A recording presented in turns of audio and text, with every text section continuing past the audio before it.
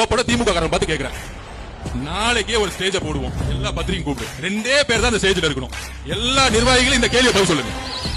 ரமேஷ், ராஜ்மோகன் எல்லா பேட்டியிலும் சொல்லுங்க. சேலஞ்ச் விடுற முதலமைச்சரை பார்த்து, எந்த பேப்பர் இல்லாம உன் பக்கத்துல எந்த நிர்வாகி இல்லாம தனியால ஸ்டேஜ்ல வந்து உட்கார்.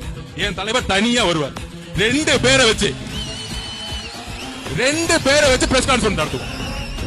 இந்த போட்டிக்கு நான் ரெடினா நாளைக்கே நான் ரெடி, என் தலைவர் ரெடி.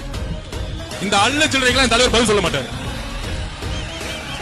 இந்த அள்ளு சில்லற, இந்த அண்டா, சொம்பு, டீஸ்பூனு இதுக்கெல்லாம் பதில் சொல்ல மாட்டாரு.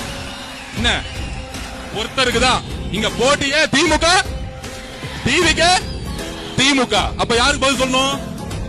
உங்க முதலமைச்சருக்கு உண்மையாலே சமூக நீதியை பத்தி அறிவு இருந்தா, உங்க முதலமைச்சருக்கு பொருளாதாரத்தை பத்தி அறிவு இருந்தா, உங்க முதலமைச்சருக்கு நிர்வாகத்தை பத்தி அறிவு இருந்தா, உங்க முதலமைச்சருக்கு சாதி வாரி கணக்கிற பத்தி அறிவு இருந்தா தைரியமா பிரஸ் கான்ஃபரன்ஸ் சொல்லுங்க. எங்க தலைவர் வராரு, நீங்க வாங்க. இன்னமேட்டு பிரஸ் கான்ஃபரன்ஸ் பத்தி பேசினா மாண்புமிகு முதலமைச்சர் நீங்க வாங்க.